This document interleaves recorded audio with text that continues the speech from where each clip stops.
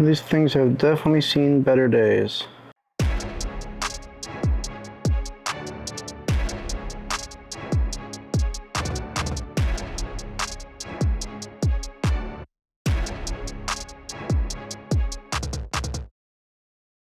All right, so we just took off these spark plugs on this 2014 4Runner. They're the original spark plugs. They have well over 150,000 miles on them. This is a 2014 4Runner, and so it was well overdue. We finally wrapped it up, and so we're gonna walk you through how to do it yourself. Let's get into it. So we're gonna remove the engine cover.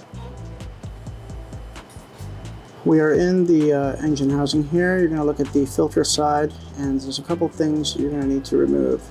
So number one, you want to pop that clip off, and you're gonna want to loosen the wiring harness. This harness has a clip back there you'll remove. Then there's a bolt right here as well. You'll loosen that to take it off actually. And then you're gonna see two, I believe, vacuum lines here. One there and a little tiny one back here. And then you'll loosen this off, pop the whole entire intake off. And that whole unit will come off when you pop these last clips at the end here. So we're gonna see if that works.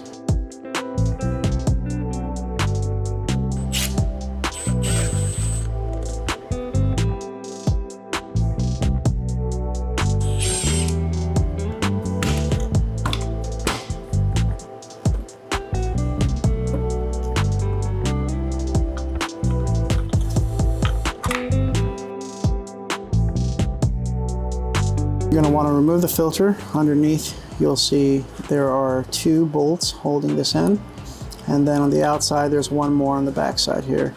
So once you remove those bolts, you'll be able to take the whole box out. Okay, we're going to go ahead and remove the box now. Just basically pull up and out towards the engine. So next you're going to remove the secondary air injection valve up top here. There's 3 bolts that hold that together.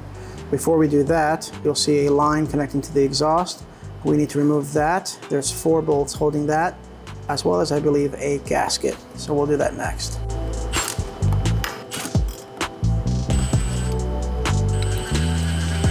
Okay, so looking at the gaskets, they look pretty good. We're gonna go ahead and reuse them. But if you see any pitting in yours or obvious cracks or anything, obviously swap these out.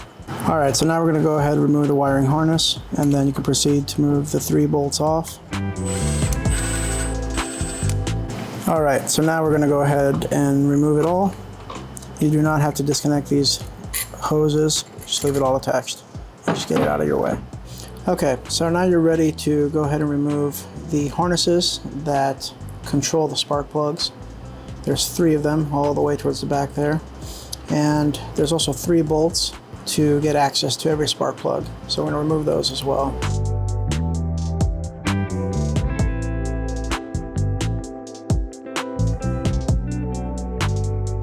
We remove the 3 harnesses from the coils, removing the bolt on the coil.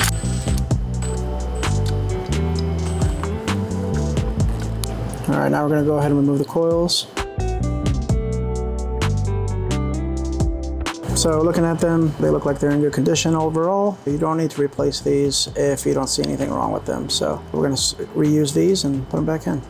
Okay, so now we're going to pull the spark plug. You can pick up one of these spark plug removal tools on Amazon.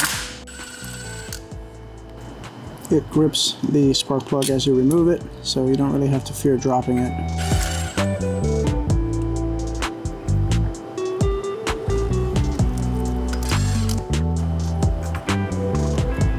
Alright, so these are the 3 spark plugs we removed from the passenger side, and as you can see what 150,000+ miles looks like. These things are pretty beat up compared to what a new one would be. Everything was still functioning, obviously. We're just doing this as proactive maintenance. That's probably 40,000 miles behind. Probably should have done this a lot earlier, so here we go. Okay, so we're going to go ahead and put the new spark plug in. You're just going to want to start them by hand on this. We're going to take this opportunity real quick to kind of show you the tool we're using. It's got like a little rubber grip inside. It also has a magnet, and so when you slide your spark plug in, it's gripping the coil, it's keeping it from vibrating, and it's magnetized. So you can feel pretty confident with these things, but trying to do this without it, I would not recommend.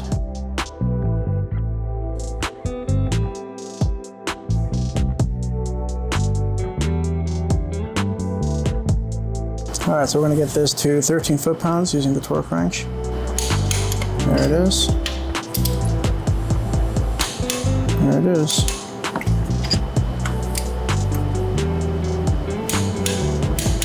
All right, so we've got everything done on this side spark plug wise. We're gonna go ahead and reverse all these steps we did earlier, starting with slapping these coils back in.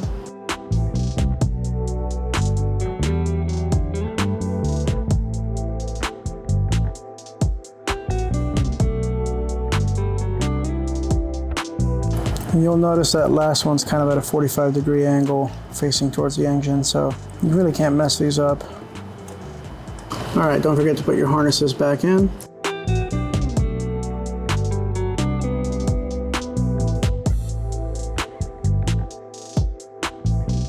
All right, go ahead and tighten the bolts on the coil. Keep in mind these are plastic, so don't go too crazy on them.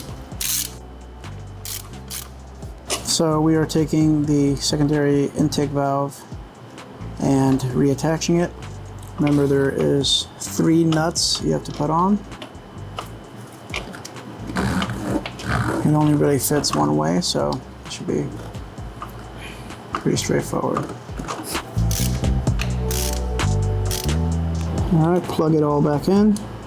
So here we've got the gaskets back on, cleaned up, and you can see they have clips. So make sure that's seated nicely. And then the coil side's kind of facing down, the smooth side goes up. Go ahead and tighten the nuts at the bottom here. Okay, we're tightening the bolts at the top here on the exhaust line. Okay, so we're going to put the air box back in. You want to slide that back into the fender there and line up your holes and get the bolts started here.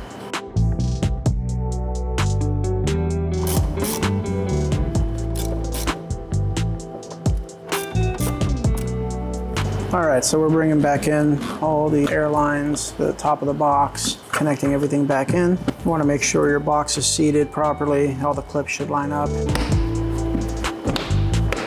There's the 10mm bolt at the top we took out earlier. Remember to put that one back in. That really secures everything to a bracket, makes everything nice and tight.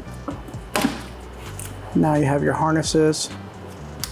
Start routing those and plugging in all the clips. Then you have 2 vacuum hoses. One is a big one right here at the front, and then a small, tiny one back here. Don't forget that one. And then you want to tighten everything down.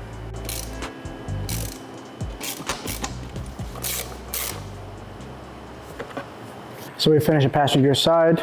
We're on the driver's side, and there's a lot less room to work. So you're gonna need some dexterity, some patience. We did our best to try to get some shots in there that will show you what we're doing, but it's very hard to get things in focus when you're dealing in such tight spaces with such little light. But I think we did a good enough job for you to be able to finish the job on your own. So let's keep the party moving. So using a bungee, we went ahead and kind of pulled these fuel lines away. That gives you a little bit more space to work. And we're gonna go ahead and try to remove these nuts and bolts that hold this exhaust line together.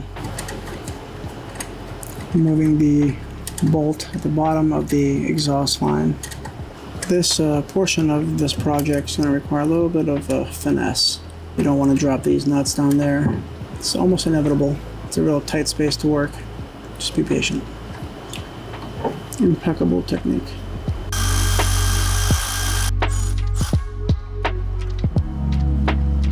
In this one we are using a ratchet wrench. It's just a tighter space to work, so the ratchet wrench might make it a little bit easier for you to get it off. Try to keep the gasket in place as you remove it. So we're going to remove the secondary intake valve on this side. There's a plug on the back side here. And then you're going to go ahead and remove the 3 bolts as well on this side. One down low, one on the back side here. Okay, you're going to want to pop the clip right off.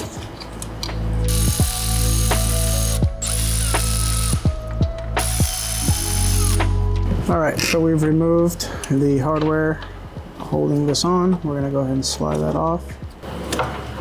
All right, so we're going to remove these flexible lines. Just pop those clips off and everything kind of just folds out of your way. That'll give you access to the hard to reach spark plug.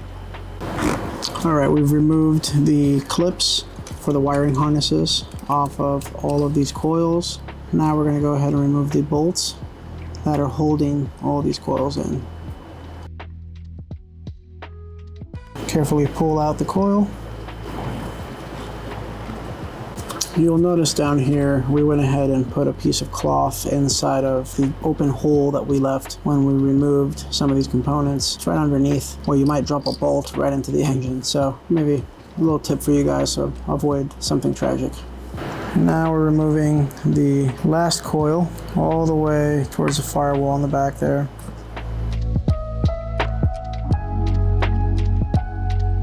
Center coil is out. Removing the front spark plug out. All right, slapping the new spark plug in. Now remember, we'll be torquing these down to specs later. Putting the second spark plug out. Putting the second spark plug back in. Okay, removing the back spark plug out. Dropping in the new spark plug into the back location. And again, you're torquing everything down to 13 foot-pounds. There it is. All right, so we're putting the coils back in now. Got the front one in, dropping the tough to reach one all the way in the back, and then the one in the middle. Once you've got the coils seated, go ahead and slide your bolts in, get them hand started. All right, so we've got the harnesses clipped in. We're gonna go ahead and tighten down these coils over the spark plugs. Again, these are plastic, so you don't have to go crazy torquing them down, especially if your vehicle's old and you'll be using them. All right, go ahead and plug in your heater core lines back to the clips they were originally attached to. All right, we're plugging back in the secondary intake valve we removed. Again, there's 3 bolts holding this in. It only really fits one way. Just take your time, it's a tight space to work. Go ahead and plug in your harness, just did that now, and get all the nuts started.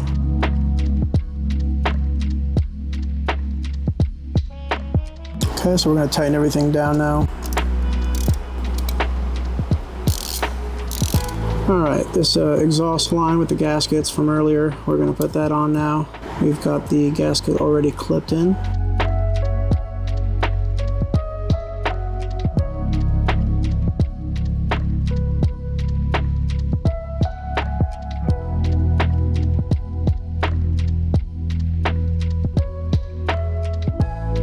All right, well, that's it. Pretty easy job. Just takes a little bit of time. You gotta make sure you remember all your steps. Don't wanna leave a vacuum hose disconnected or a bolt not put back. Definitely don't wait as long as we did to do these, because it was a much easier job than I expected, and there was no excuse for me letting it go that far. So hopefully this helps you. Thanks for watching.